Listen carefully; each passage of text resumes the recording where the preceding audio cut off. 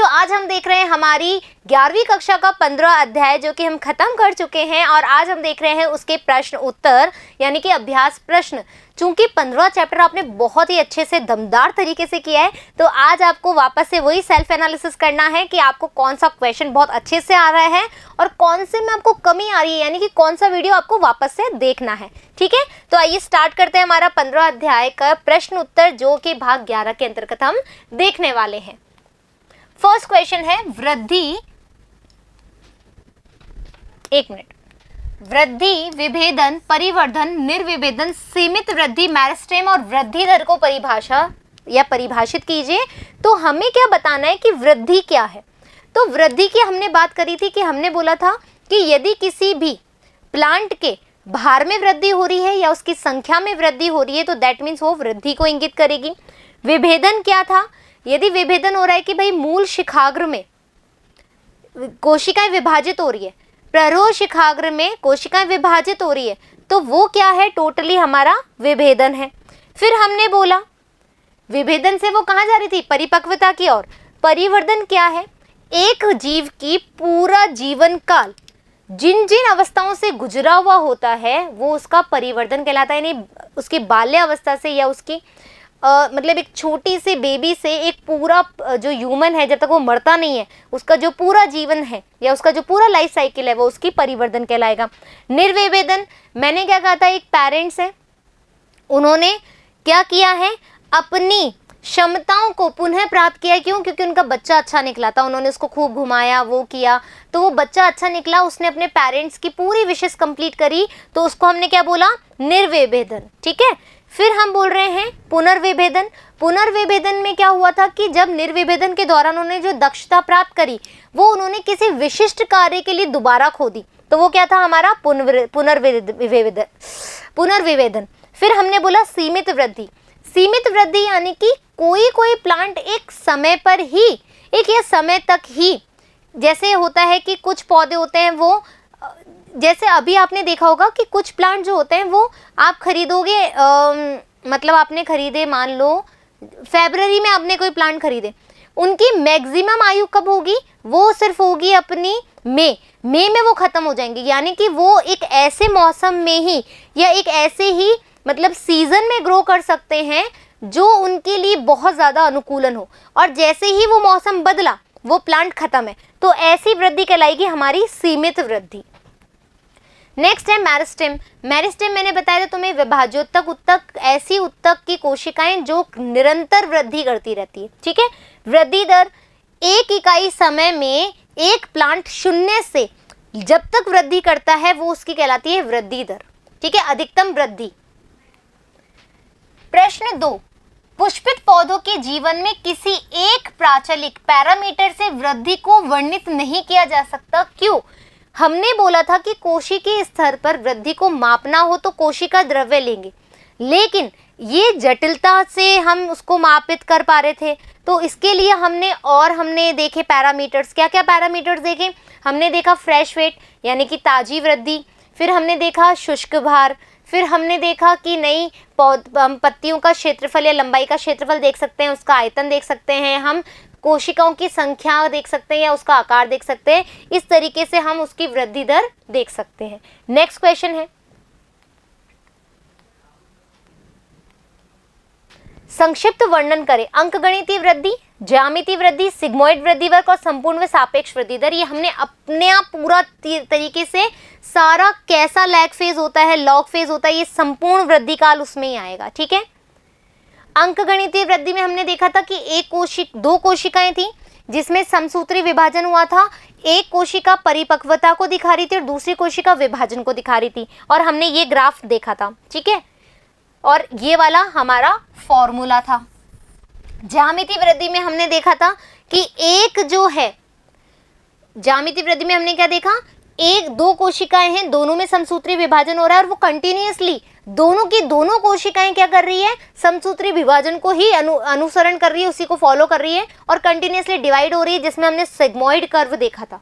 और हमारा W वाला जो फॉर्मूला था, WT equals to W1 equals to W0 और ERT वाला। सिग्मोइड वृद्धि कर्व हमने देख लिया, लैग फेज, लॉग फेज और मतलब चरघातांकी वाला, स्थिर वाला, फिर डेथ वाला फेज हमने देखा था इस तरीके से सारा पूरा अच्छा सा डायग्राम बना करके। फिर ये इसमें 4 फेजेस होती हैं, मंद वृद्धि काल, लैग पीरियड, अधिकतम वृद्धि काल, लॉग और एक्सपोनेंशियल फेज, न्यून वृद्धि काल, डिक्लाइनेटिंग फेज और स्थिर वृद्धि काल, स्टेशनरी फेज। ये मैंने आपको सारी चीजें बताई है। संपूर्ण और सापेक्ष वृद्धि भी हमने अच्छे से देख चुके हैं। अब आ जाओ अपना नेक्स्ट क्वेश्चन, प्राकृतिक पादप वृद्धि नियामक के 5 मुख्य समूह के बारे में लिखें। यानी कि जो ऑक्सिन, साइटोकाइनिन और हमारा जिब्रेलिन, एब्सिसिक अम्ल और एथिलीन, ये तो हो गए हमारे पादप वृद्धि नियामक। इसके अलावा कौन कौन साइंटिस्ट ने उनके प्रभाव और कार्यकी के बारे में बताया। आ जाओ, ठीक है। पीजीआर जो प्लांट ग्रोथ रेगुलेटर्स हैं, ठीक है, उसमें सबसे पहले चार्ल्स डार्विन और उनके पुत्र थे फ्रांसिस डार्विन, उन्होंने सबसे पहले देखा था। फिर किसमें, घास के प्रांकोट चौल में एक पार्श्वी प्रदीपन अनुक्रिया करी थी। ये चौल लिया था, वो सूर्य की जहां रोशनी आ रही थी वहां पर मुड़ जाता था, फिर ये दूसरी तरफ मुड़ जाता था, याद आ गया। फिर ये बोल रहे हैं FW वेंट ने क्या किया था, जई के अंकुर में प्रांकुर के चौल शिखर से की गई थी, उन्होंने वृद्धि को देखा। फिर बैकेन नामक, भाई जो राइस का प्लांट था वो लंबा होकर के सडनली टूट रहा था, है ना, नीचे टूट रहा था, याद आ रहा है, जिसको कौन से बीमारी बोल रहे थे, कवक के द्वारा, जिब्रेला फुजिकोराई। ये चीज भी हमने देख ली अच्छे से। स्कूग ने और उनके सहकर्मियों ने क्या बोला, टोबैको प्लांट के इंटरनोड पे काम किया और देखा कि कोशिकाएं जो हैं ऑक्सिन के अतिरिक्त और कोई भी जो एंजाइम हार्मोन होता है उसके साथ काम करती है, और उसको उन्होंने क्या दिया, साइटोकाइनेंस नाम दिया। इस तरीके से अलग अलग। और फिर हमने बोला कि भैया जो वैज्ञानिक हैं उन्होंने अलग अलग चीज़ों पे दिया, फिर एथिलीन ढूंढा, फिर एब्सिसिक अम्ल ढूंढा कि इसके अलावा भी कुछ हार्मोन हैं जो वृद्धि को नियंत्रित भी करते हैं, ठीक है। ये हो गए ऑक्सिन्स, सबके कार्य, जिब्रेलिन जो मैंने आपको बहुत डिटेल में बताया, साइटोकाइनेंस, एथिलीन, एब्सिसिक अम्ल, ठीक है। 5 के बारे में हमें बताना है। फिर नेक्स्ट क्वेश्चन है, दीप्तिकालिता और वसंतीकरण क्या है, इसका महत्व बताइए। देखो बच्चों, ये अच्छे से एक बार सुन लो। दीप्तिकालिता क्या है, कुछ पादपों में पुष्पन केवल प्रकाश व अंधकार की अवधि पर ही निर्भर करता है। यानी कि कुछ, जैसे सूरजमुखी है, सूरजमुखी सूर्य की रोशनी में ही खिलेगा, जैसे ही रात आएगी वो बुझ जाएगा। रात की रानी, ठीक है, नाइट ग्लोरी, वो सिर्फ रात में ही उसके पुष्प खिलते हैं, दिन में वो कभी भी पुष्प नहीं खिलाती। तो ऐसे जो प्लांट की एक्टिविटीज होती है वो दीप्तिकालिता कहलाती है। कुछ पादपों में पुष्पन केवल प्रकाश व अंधकार की अवधि पर निर्भर करते हैं, नहीं करते हैं, बल्कि उसकी सापेक्षित अवधि पर भी निर्भर करता है। तो जैसे कुछ प्लांट मैंने तुम्हें क्या बताया कि भाई अंधकार और प्रकाश की अवधि पर ही निर्भर करेंगे, लेकिन कुछ पौधे ऐसा नहीं है कि वो ऐसे ही पे डिपेंड करें, वो उसकी सापेक्षित अवधि पर भी निर्भर करेंगे, और इस घटना को ही दीप्तिकालिकता कहते हैं। और रोचक बात क्या है, तने के शीर्षत कलिका पुष्पन से पूर्व पुष्पन शीर्षत कलिका में परिवर्तित होता है। तुम्हें देखो, जैसे ये पुष्प है, ये क्या है, ये है इसकी पुष्प के खिलने से पहले इसकी पुष्पन कलिका है, पुष्पन, है ना। अब इस कलिका को जैसे जैसे सूर्य की रोशनी मिलेगी वैसे वैसे स्फुटित होगी और ये एक पुष्प में खिल जाएगी, ठीक है। परिवर्तित होती है, परंतु वे खुद से प्रकाश काल को महसूस नहीं कर पाती। क्यों? क्योंकि पत्तियां जो होती है वो प्रकाश और अंधकार काल को अनुभव करती है। तो यह है कि हार्मोनल तत्व फ्लोरेजिन, ये इंपॉर्टेंट है बच्चों, इंपॉर्टेंट। फ्लोरिजन पुष्पन हेतु जिम्मेदार है।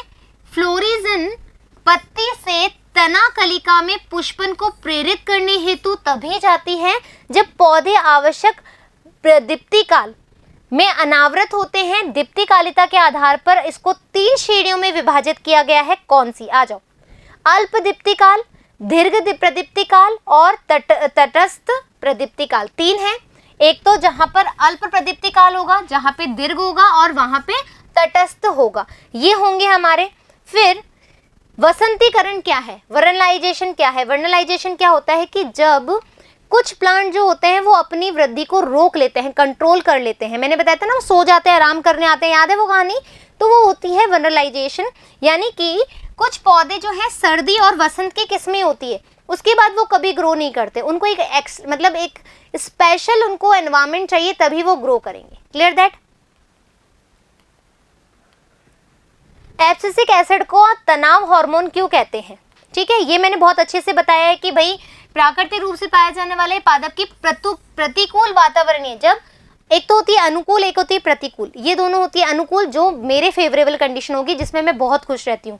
प्रतिकूल जिसमें मुझे बहुत दिक्कत होगी, मैं ग्रो नहीं कर पाऊंगी, मैं सोच नहीं पाऊंगी, यानी कि प्रतिकूल अवस्था। तो प्लांट्स के लिए भी होती है।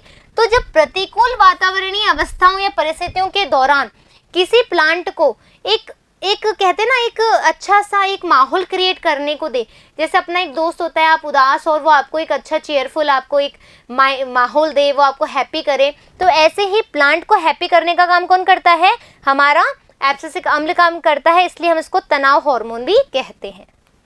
नेक्स्ट क्वेश्चन है, उच्च पादपों में वृद्धि व विभेदन को खुला होता है, टिप्पणी करें। ये बहुत अच्छे से हमने पढ़ा है कि सारी चीजें कभी क्षमता खो देती है, फिर क्षमता गेन कर लेती हैं, मतलब अपनी मर्जी से जब चाहे, मतलब अपनी मर्जी से जब चाहे वो अपनी क्षमता को खो रहे हैं। जब उनको कोई कार्य करना है फिर वो अपनी क्षमता को गेन कर रहे हैं। तो मतलब अपनी अकॉर्डिंग, वो अपने माहौल के अकॉर्डिंग, अपने पर्यावरण कारकों के आधार पे अपनी वृद्धि कर रहे हैं। इसीलिए हम क्या कहते हैं कि भैया खुले में हो रही है इनकी वृद्धि। Clear that? अल्प प्रदप्ति काल पौधे और दीर्घ प्रदप्ति काल पौधे किसी एक स्थान पर साथ साथ फूलते हैं तो क्या होता है? ठीक है, ये चीज हम बात कर चुके हैं अच्छे से पहले ही। ठीक है, फिर हम देख रहे हैं, अगर आपको ऐसा करने को कहा जाए कि एक पादप वृद्धि नियामक का नाम दे तो क्या क्या होगा? यानी कि अब तुम्हें बताना है कौन सा हार्मोन कहाँ काम कर रहा है। किसी टहनी की जड़ पैदा करने में कौन सा हार्मोन काम आएगा? फल को जल्दी पकाने हेतु में इथाइलिन काम आएगा, यहाँ पे ऑक्सीन काम आएगा। पत्तियों की जरावस्था को रोकने हेतु और कक्षस्थ कलिकाओं की वृद्धि कराने हेतु साइटोकाइन काम आएगा। एक रोजेट पौधे में वॉल्ट हेतु, पत्तियों में रंध्र को तुरंत बंद करने हेतु इसमें साइटोकाइनिन आएगा, और इसमें भी देख लेते हैं इसमें जिब्रेलिन और इसमें एब्सिसिक अम्ल। अब देखो, क्या एक पर्णहरित पादप दीप्तिकालिता के चक्र से अनुक्रिया कर सकता है? यदि हाँ और नहीं तो क्यों? ये देख लेते हैं। नहीं, पर्णरहित पादप दीप्तिकालिता के चक्र को अनुक्रिया नहीं कर सकता। क्यों? क्योंकि ये दीप्तिकालिता के प्रति संवेदनशील क्या होता है? पत्तियों के द्वारा ही तो हम देखते हैं। अभी हमने एक क्वेश्चन देखा था, है ना, पत्तियों के द्वारा। और यही है जो एक फ्लोरिजन है जो कि पुष्पन के लिए प्रेरित करते हैं, तो पुष्प ही नहीं होंगे फिर। हाँ या ना? Clear that? क्या हो सकता है अगर GA3 को धान में नवोद्भिद पादप पर दिया जाए? विभाजित कोशिका विभेदन करना बंद कर दे।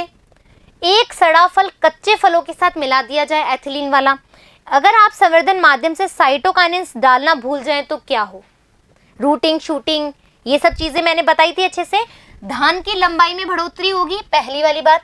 विभेदन ना हो तो अविभेदित कोशिकाओं का समूह बन जाएगा, यानी कि क्या हो जाएगा? कैलस बन जाएगा, यानी कि अवरुद्ध बन जाएगा। सड़े फल से इथाइलिन हार्मोन निकलता है, जिसके प्रभाव से कच्चे फल जल्दी पक जाएंगे।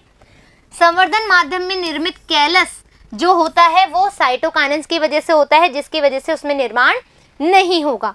इस तरीके से आज आपके 15वें अध्याय के क्वेश्चन आंसर भी समाप्त हो चुके हैं। आशा करती हूँ कि 15वां अध्याय भी मैं आपको समझाने में पूरी तरीके से सक्षम रही होंगी, और आशा करती हूँ कि आपको भी बहुत अच्छे से समझ में आया होगा। बच्चों, अब आपका बिल्कुल कम टाइम है, जितना जल्दी पढ़ोगे, जितना जल्दी समझोगे, ये आप ही के लिए बेहतर होगा।